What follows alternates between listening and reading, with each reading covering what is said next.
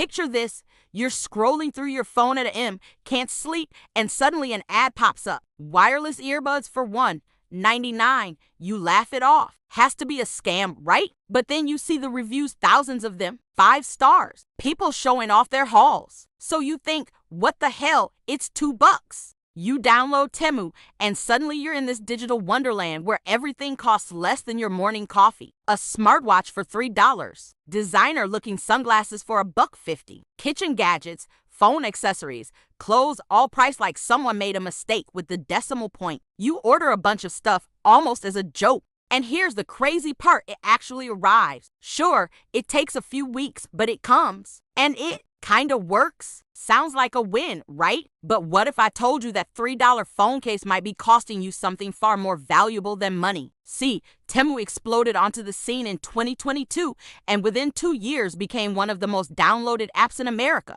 We're talking Super Bowl ads, billions in revenue, packages flooding into the country by the millions. They're literally giving stuff away at prices that make zero business sense. And that's exactly what caught the attention of state attorneys general, cybersecurity researchers, and a whole lot of people asking the same question: how? How is this even possible? Because here's the thing, when something seems too good to be true, there's usually a catch. And with Temu, investigators started finding catches. Lots of them. Data collection that goes way beyond normal. Permissions that make security experts uncomfortable. Lawsuits alleging the app is dangerous malware because, spoiler alert, nothing is ever really free. All right, so before we get into the scary stuff, let's talk about what Temu actually is. Because understanding where it came from makes everything else make a lot more sense. Temu launched in September 2022, and it's owned by a Chinese company called PD Holdings. Now, if that name doesn't ring a bell, their other app might Pinduoduo.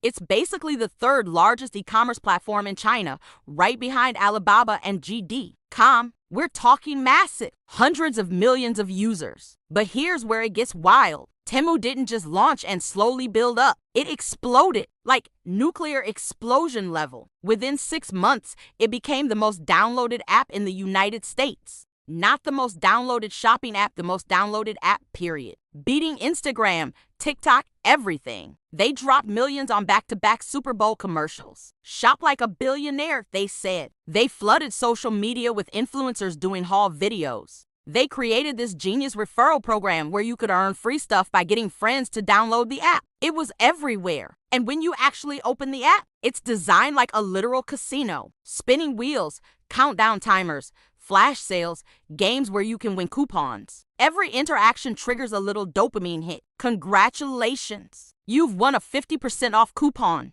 but it expires in 3 hours. It's psychological warfare disguised as shopping. But the real hook, the prices, and I'm not talking about good deal prices. I'm talking about prices that genuinely don't make sense. A USB cable for 87 cents. Bluetooth speakers for $2. Dresses for $4. And here's the kicker, they offer free shipping on everything to anywhere in the US. Let's do some quick math here. It costs about $3 to $5 just to ship a small package domestically in the US through USPS. So how is Temu shipping a $1.5 item from China to your doorstep for free? The shipping alone costs more than they're charging for the product. This is where people started asking questions. Economists, journalists, your skeptical uncle at Thanksgiving, everyone wanted to know, what's the business model here? Because this isn't selling at a discount. This is selling at a loss. A massive, unsustainable loss. And Temu's parent company? They admitted it. PD Holdings reported operating losses in the billions while Temu was burning through cash to acquire customers. They were basically paying you to use their app. So the question isn't just how are they doing this? The real question is why? Why would a company like billions of dollars on fire just to get you to buy a $3 phone case? And that's when cybersecurity experts started looking closer. Because maybe, just maybe, those cheap products aren't actually the product at all. Maybe you are. Okay, so Temu will tell you their secret is simple. They cut out the middlemen. Instead of products going from factory to wholesaler to distributor to retailer to you with everyone taking a cut, Temu connects you directly to factories in China. That's their official explanation. And look, that part is actually true. It's how they can offer some legitimate savings. But that doesn't explain selling stuff for less than production cost. That doesn't explain free international shipping on a pair of socks. So here's the first piece of the puzzle: Chinese shipping subsidies. There is this thing called the de minimis exception packages under 800 coming into the US get a pass on duties and tariffs. And through an agreement with the Universal Postal Union, Chinese companies get massively subsidized international shipping rates. We're talking pennies on the dollar compared to what an American company would pay. So Temu can ship that phone case for maybe 50 cents when it would cost you or me $5. That helps, but it still doesn't make the math work. This is where we need to talk about customer acquisition. See, in the tech world, companies often lose money upfront to gain users. It's called growth at all costs. Amazon did it. Uber did it. You burn cash to build a user base, then figure out profitability later.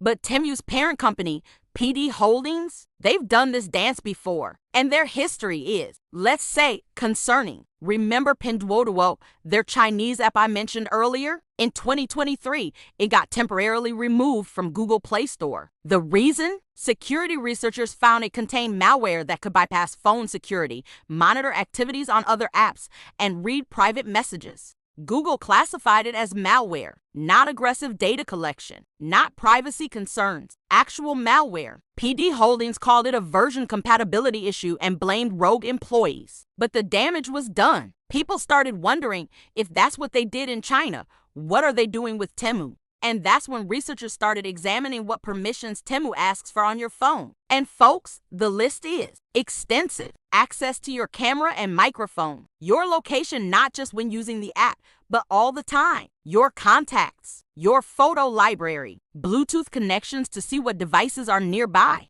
Access to your clipboard, which means anything you copy: passwords, bank details, messages they can see. Now, to be fair, lots of apps ask for similar permissions. Amazon wants your camera for visual search. Lots of apps want location for shipping addresses. But Temu asks for all of them all the time, and the combination raises red flags. Because here is what security experts started piecing together.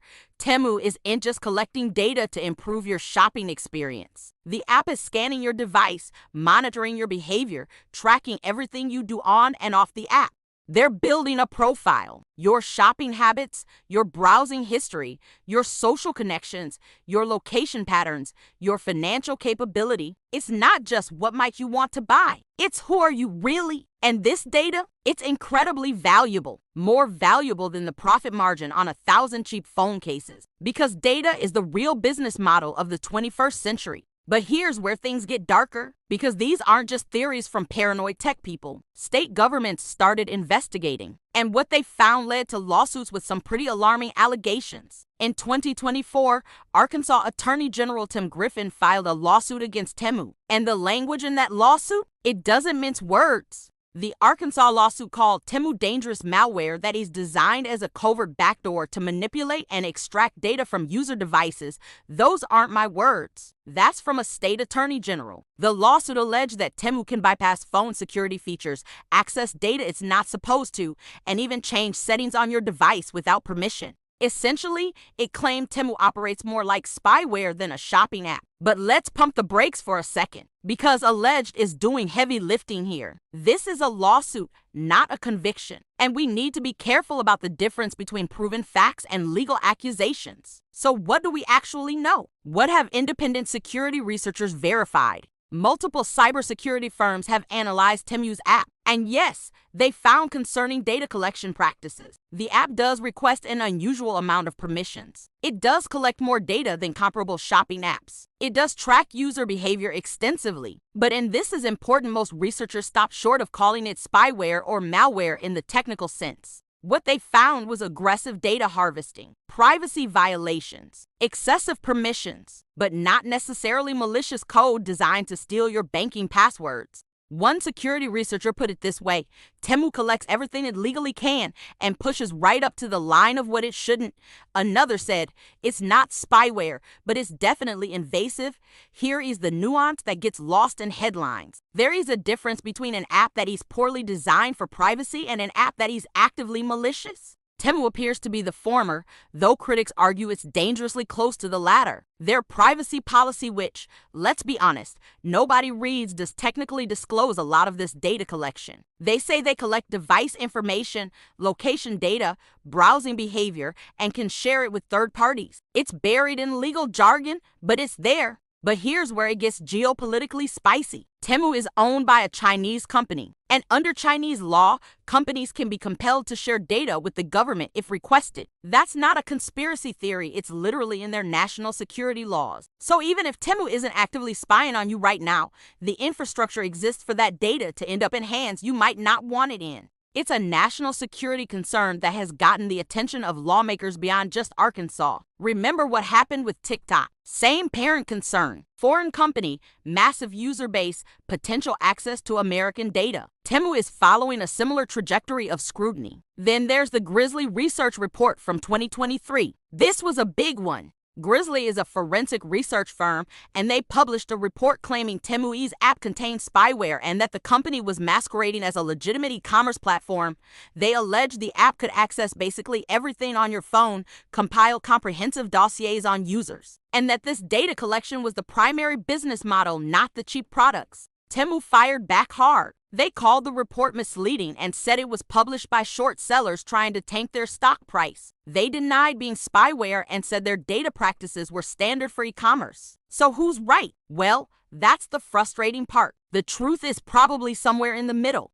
Is Temu a sophisticated espionage tool designed by the Chinese government to spy on Americans? Probably not. That's the Hollywood version. Is Temu a hyper-aggressive data collection platform that hoovers up way more information than it needs and operates in an ethical gray zone? Yeah, that's looking pretty likely. The problem is, in 2025, that middle ground is still pretty damn concerning. Because even if they're not actively stealing your passwords, they're building a detailed profile of your life. And that data lives forever. But here is the thing, even if we gave Temu the benefit of the doubt on all the spyware stuff, even if we said, okay, they're just aggressive with data like lots of apps, there is still a cost to those dollar items that has nothing to do with your phone's security. Because behind every $1.99 product is a real human being who made it, a real environmental impact, and a real economic consequence. And that might be the most important part of this story. Let's talk about something that doesn't get mentioned enough in the spyware debate, the actual human beings behind those 3 t-shirts. You know how we figured out Temu was selling stuff at a loss? Well,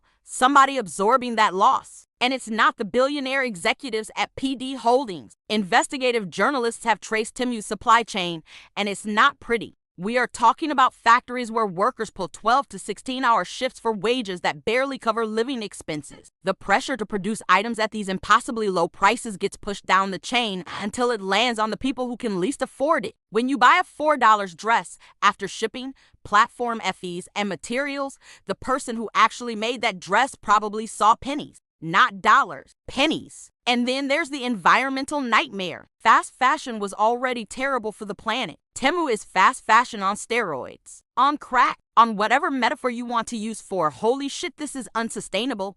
The average Temu item is designed to last maybe a few months. That $2 kitchen gadget breaks after 3 uses. Those earbuds die in a week. So what do? You throw them out and order another pair because, hey, they're only $2. But all that stuff doesn't just disappear. It ends up in landfills, in oceans, broken down into microplastics that'll outlive your grandchildren. We're literally trading planetary health for the dopamine hit of a cheap purchase. And let's talk about what this does to local economies. When people can buy everything for $1 from an app, what happens to the local store that has to charge actual market prices? They can't compete. It's not even close. How do you compete with a company that is literally losing money on every sale and is backed by billions in Chinese venture capital? You don't. You close up shop. This is economic warfare dressed up as consumer savings. And the casualties are real businesses, real jobs, real communities. Oh, and let's not forget the quality issue. Because I know someone watching this is thinking, yeah, but I got a great deal on a phone case and it's fine. Cool. How many things did you order that weren't fine? That arrived broken or never worked or looked nothing like the picture. Temu's return rate is estimated to be somewhere between 30% to 50%. That means up to half of everything they ship is garbage that people try to return. And even when you try to return something, the process is often such a hassle that people just eat the loss. It's only $3, whatever, but those $3 losses add up. And more importantly, they train you to expect disposable quality. They normalize waste. And then there's the psychological cost. Because Temu isn't just a store, it's designed to be addictive. Those spinning wheels, those flash sales, those countdown timers, that's not accident. That's behavioral psychology weaponized to keep you in the app. Every purchase triggers a little dopamine hit. Every deal feels like winning, but you're not winning. You're being played by an algorithm designed to exploit the same brain chemistry that makes gambling addictive. And you end up with drawers full of stuff you don't need, bought on impulse, used once or never. The opposite of intentional living, the opposite of mindfulness, just consumption for consumption's sake. And yeah, we circle back to the data, because even if Temu isn't technically spyware, they're still building a comprehensive profile of who you are. Your impulses, your weaknesses, your financial limits, your social network. And that information about you, about millions of Americans, is sitting on servers controlled by a Chinese company, subject to Chinese law, with no meaningful oversight or protection. So when we ask what's the cost of $1 items, the answer is a lot. Your data, your attention, your psychology, workers' dignity, environmental health, local economies. It all gets fed into the machine so you can get a phone case for the price of a candy bar. But here's the good news, you're not powerless. Now that you know what's really happening, you can make informed choices. And that's exactly what we're going to talk about next. All right, so let's answer the big question, is Temu spyware? The honest answer? It's not spyware in the James Bond government spy thriller sense. But it is an aggressive data collection platform that operates in a legal gray zone and absolutely does not respect your privacy the way it should. Is it actively stealing your passwords and credit card numbers? Probably not. Is it collecting way more information than any shopping app needs and building detailed profiles that could be used for manipulation or sold to third parties? Yeah, that's pretty much confirmed. So the question isn't really, is Temu safe? It's what are you comfortable trading for cheap stuff? If you're going to use Temu, and look, I am not here to tell you what to do here, is how to protect yourself at least a little bit.